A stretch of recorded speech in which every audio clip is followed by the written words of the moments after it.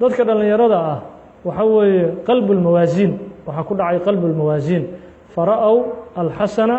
qabiixan walqabiixa xasanan dhalinyaradii waxaa ku dhacay qalbu lmawaasiin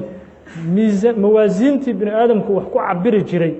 cabiradii oo dhan ayaa ku dabagedoomay dhalinyaradii cabirku muxuu ugu dabagedoomay wixii sharafta lahaayee wanaaggiina waxay u arkeen wax fool xun wixii foosha xumaana shaydaankii wuxuu u tusiyey wax wanaagsan oo lagu xaragoodo inuu yahay marka waxaa la yidhaha qalbu lmawaasiin halbeegyadii oo dabagedoon ku dhacay cinda shabaab oo dadkii dhallinyarada ahaa dadkii dhallinyarada agtoodii qalbu lmawaasiina ku dhacay mawaasiintii wax lagu cabiri jiray oo bini aadamku wax ku cabiri jiray ayaa iska dabagedoontay markaasi wixii qorxoonaana waxay u arkeen wax fool xun wixii foosha xumaana waxay u arkeen wax qurux badan inuu yahay qofkii marka muxuu is leeyahay haddii jeegadii aadan xiiranin wuxuu leeyahay yacni quruxdaadii waxbaa ka dhiman ayuu is leeyahay quruxdii waxbaa ka dhiman waxaa la weydiiyey sheekhan la yidhaaho ibnu khalduun saaxiibu muqadamati ibnu khalduun kitaabkan ibnu khalduun alandalusi wuxuu ka mid ahaa culimmadii dhulkan sbain ku nooleyd uu ka mid ahaa culumta ijtimaaca uu aada u yaqiinay marka waxaa la weydiiyey maxaa qofka bini aadamka ku kalifa inuu qof kaloo bini aadama uu ku daysado markaasuu wuxuu yidhi alhaziima nafsiya qof bini aadama haddaad aragtid qof kale asagoo ku daysanaya waxaa ku kalifuu yidhi hal shay waa qalbi jab oo qofkaasuu u qalbi jabay yidhi wax kale ma keenayso yacni wuxuu aaminsan yahay qofkan oo kale haddaadan noqon quruxdaadii iyo horumarkaagii waxbaa ka dhiman haddaad aragtid qof ku dayanaya labiskiisa qaabkuu u xiiranayo qaabkuu u jaranayo qaabkuu u soconayo qof kale ku dayanayo haddaad aragtid waa qofkaa u qalbi jabay yidhi macno kalena ma jiro marka waxaa ceeb ah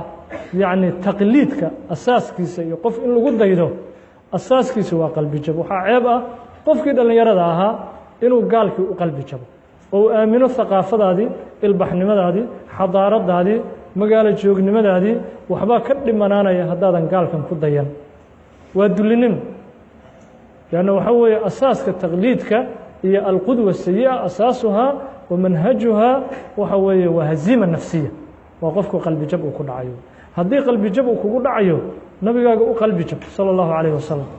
nabigaaga u qalbi jaboo aamin in aadan qorxoonaanaynin ilaa aad nebi moxamed ka raacdo salى اllahu عalayه wasalam ilbaxnimadaada inay wax ka dhiman yihiin ilaa aad ka raacdo nebiy llaahi moxamed salى اllahu عalayه wasalam ilaa waxaa weye kul اlqudwa alhaziima nafsiya ku dayashada waxaa keena haziima nafsiya haddaad marka qof u qalbi jabaysid u qalbi jab nebiy llaahi moxamed salى اllahu عalayه wasalam